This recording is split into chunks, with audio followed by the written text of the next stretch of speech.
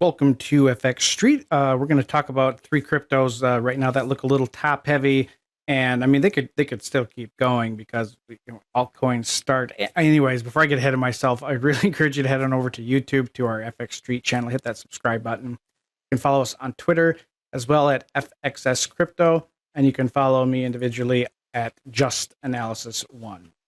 There's several cryptos that are they've really outperformed. They've done very well, and they've had it's looked like they've topped out, but then they just kind of keep going and going and going. But there are several that do look a little top heavy and may come back down. One of the first one that I'm looking at is, and I'm really not interested in doing any shorts on any of these yet, but Thorchain is one that is very much in a range that has gone beyond the normal overbought levels. Actually, no, it hasn't. I take that back. When an instrument is in a bull market, when the RSI is, the overbought levels are 80 and 90, and so it hit 80. It's come back down, and yeah, it was sitting in the extremes in the optics bands for quite a while, and then you saw the composite index had that cross down too. But what's happened here instead of a broad drop is that it started to plane off a little bit.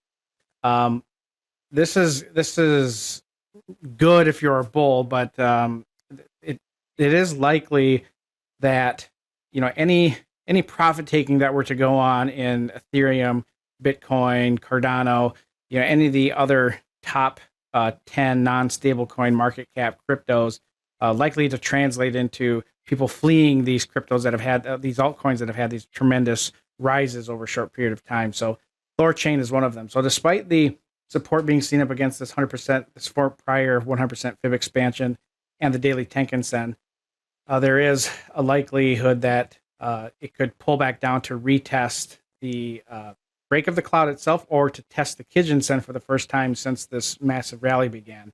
It is a good distance away from the Kijun-sen. It could move a little bit higher, but that is one. There's definitely got a rounded top going on here, and the oscillators are pointing to some overdone conditions. The weekly chart as well. You look at this current weekly candlestick, not exactly the most bullish looking. Definitely showing signs of topping out as it got closer to the cloud. So, as far as maybe not even looking at it as a cryptocurrency that or an altcoin that has any imminent downside potential, rather you could look at it as one that has a lot of very limited upside potential. And that's on Thorchain, or RUNE is the ticker for that. Next on the docket here is JASMY, and JASMY's had it's just, I've had a lot of fun with this one over the last month or so. JASMY, if it wasn't on an exchange like Coinbase, I wouldn't even care about it. But the amount of selling pressure that JASMY has had is just, it's light years beyond anything else on Coinbase. I mean, it has done nothing but drop since it was listed, and it's just created these new lower lows and new all-time lows, finally coming down to almost below 1 cent. But since then, it's really rallied. You look back to the March 10th, where it spiked up towards 0.017, pull back, and then you go from March 14th to where we are today. I mean, it's just been a phenomenal rise. But it is looking a little top heavy here. It does look like there's a little bit of a double top forming as it's gotten close to the top of the cloud. It has faced some weakness. From an Elliott wave perspective, it could move higher. It could move up towards that 7 cent range, but resistance here up against the top of the cloud is so it may hold and keep JASMY from moving higher, and it may come down to retest the bottom of the cloud, or get halted right up against the Kijun-sen at 0.03. So, JASMY, from an oscillator perspective, it's definitely it's definitely overbought. The composite index is about to cross down below its fast moving average. That is generally an imminent sign of weakness. And volume additionally has been kind of dropping off over the last 3 days. So this little bit of a bounce after the initial profit taking from especially that what day was that? That was on Monday. Yeah, there's a pretty substantial spike. I think it was a 20% day or something. But yeah, there's definitely good clear signs that the upside potential here is likely to be very limited compared to some other cryptos, and that even some profit taking go and really anything that has had a move like JASMY or Ethereum Classic that we're going to look at here shortly, and RUNE. There's other cryptos that have not had their big expansive move, so expect people to take profits out of these that have moved up, over 100% or between 50 and 100%. I mean, expect some profits to rotate out of them and target other opportunities.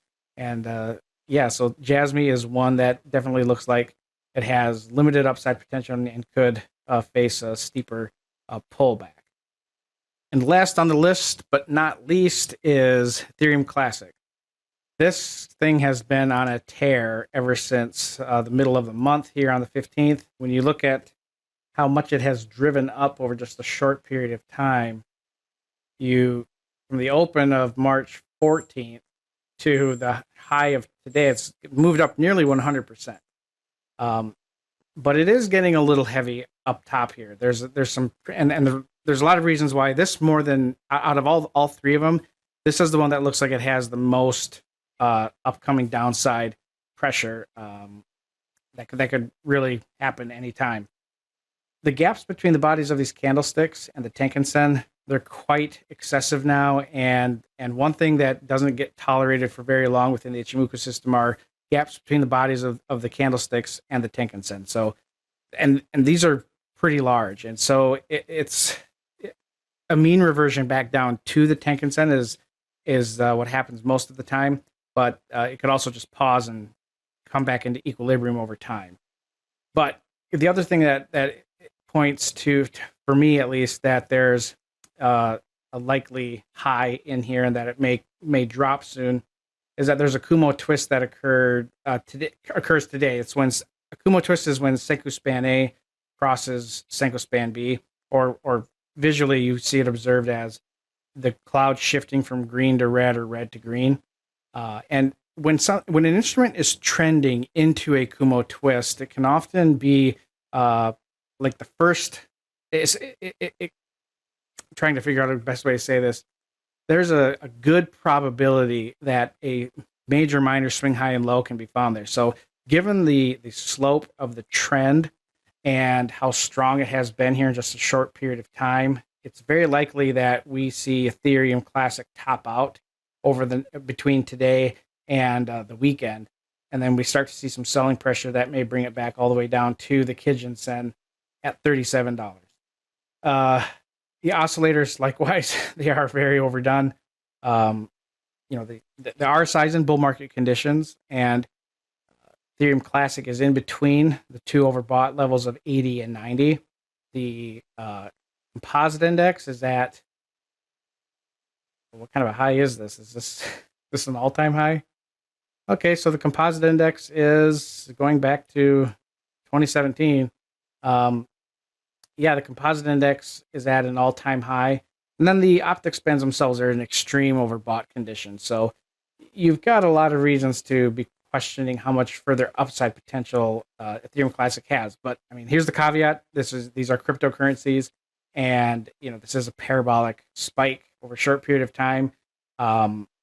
Trying to call tops is very dangerous, especially when you have this kind of speed, momentum, and there's just a lot of inherent bullishness in the rest of the crypto market.